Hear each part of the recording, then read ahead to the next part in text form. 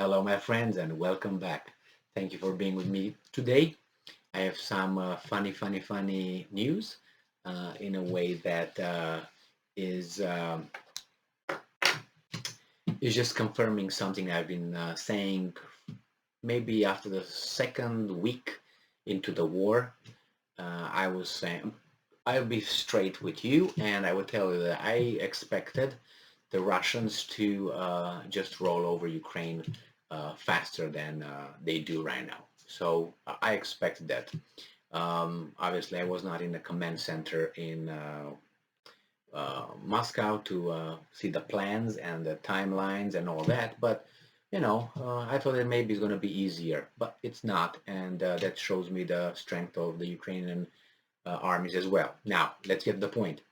About 2 weeks in this war, I was talking about how happy the Western countries are, and the politicians and the mass media and the people. They showed support for Ukraine and en masse, and they started. We're going to sanction Russia. We're going to do this. We're going to do that.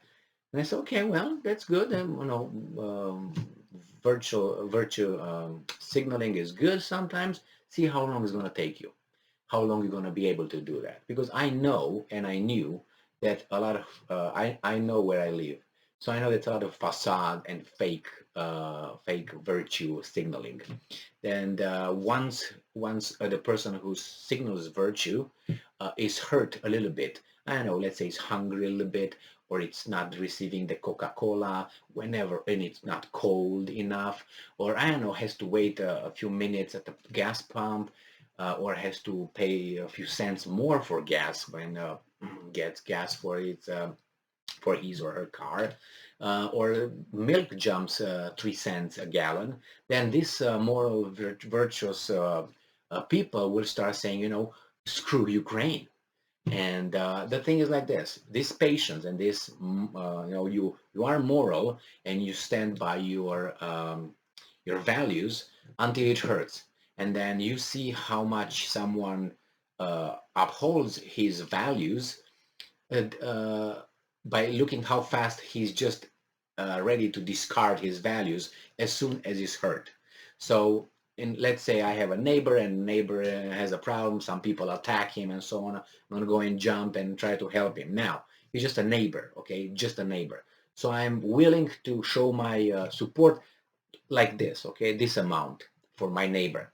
But once that exceeds this amount, I'm just going to run away. I'm not going to get too injured for that neighbor. You know what I mean? I mean, yeah, I have my, my values and all that, but they go this much for, the situation. Now, if that would be my brother, obviously my tolerance would not be this, would be probably like this, or all the way, most likely until I pass out if I lose the fight.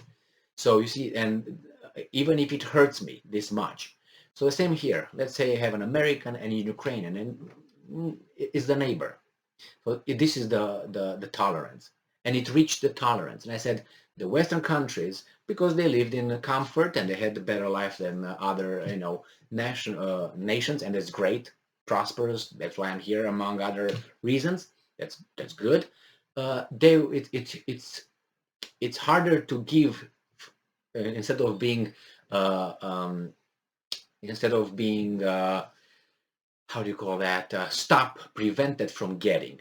So let's say someone gives me a phone, it's harder for me to give it back than if someone says I don't have a phone and says, oh yeah, Emil, you can't have a phone. I deal with that, this psychological, that's how we react.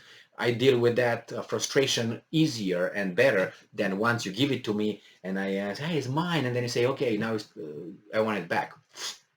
Shock is harder. So the same is with this thing, with the Western countries, which always had stuff. Always. If you go in the stores, if you go, you always have everything you need, no more than one option. In Romania, where I come from, you had one option sometimes. So for me, not having, I'm used to it.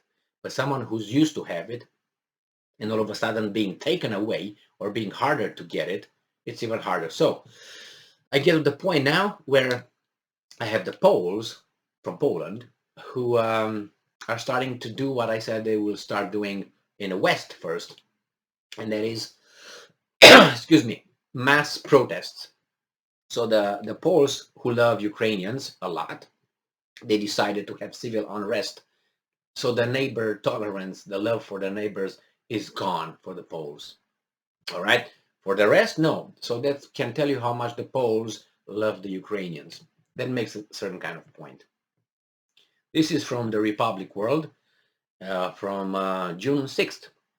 And it says Poland, civil unrest as fuel prices soar high after Russia bans key Polish pipelines. So what's going on here? All right. So this is the first paragraph. We already have coal. Now it's time for oil, and second step is for gas. The best option is to take them all together, Polish environment minister suggested.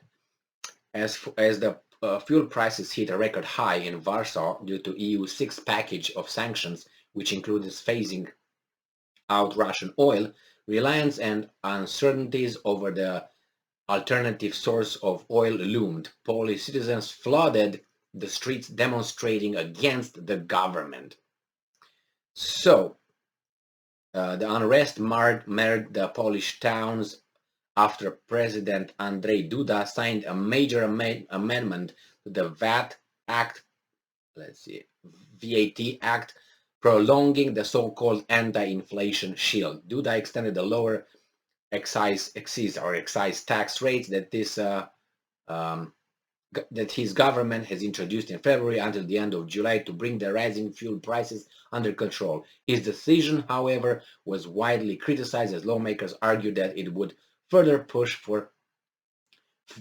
up the fuel prices. There is every indication that PB95 petrol, it's the gas, will soon approach 8 zlotys a liter. That is 1.7 euros a liter. That is $2 and some a liter. So you want to make a gallon, multiply with 386, 382, 380, 378, something like that. That's a gallon. So that, let's say you make it 4. So let's say $2. That's $8 a gallon. United States here, they cry that is 5. So there you have it. Soon is going to be here a problem too. So Poland urged EU to impose punitive actions on Russian oil, later banned key Polish pipeline. Yeah, they shoot themselves in the foot for this moral posturing, and now they're all crying because these guys don't give them oil and they don't give them gas and so on. So their virtue signaling is at the end. That's it. That's it. What's going to be next? And it's going to be the same thing here. That's how it works in a democracy. Because in a democracy, you're in a popularity contest. You have to look good all the time. You have to promise all the time. You have to be suave. You have to have charisma. You have to say, yeah, and point at people like you know them. You know, how they all do. I don't know who that guy is. Well, hey, how are you? Are you too? Look at the Clintons. That's a freak show. Not only the Clinton, that's a political stunt anyway. So that thing, the popularity contest, goes as far as it goes unless the population doesn't have a full belly and electricity and heat, and the children go to bed hungry in the evening, okay? Then all this popularity goes to something else, leads to something else. That's how it is. So they have to do something. And when this is going to happen in other democracies, other democratic systems, to put it nicer, then you see the hunchbacks over there show their face without a hench on their back all the time, there's my picture over there. So you don't see his bad stuff, just the good stuff, as Arthur Schopenhauer, the German philosopher, used to talk about. The man with the hunchback always shows his beautiful side, never shows from the profile, because you see the hunchback right there, hunch, whatever. So you understand what I'm saying. Once those guys are going to start, the public, then they say, we're going to lose the elections. My God, the power, our ding-a-ling is going to be evaporating. We got to do something. Stop with the sanctions, guys. Zelensky, you better make a deal with Putin. Otherwise, time out, man. Let's go.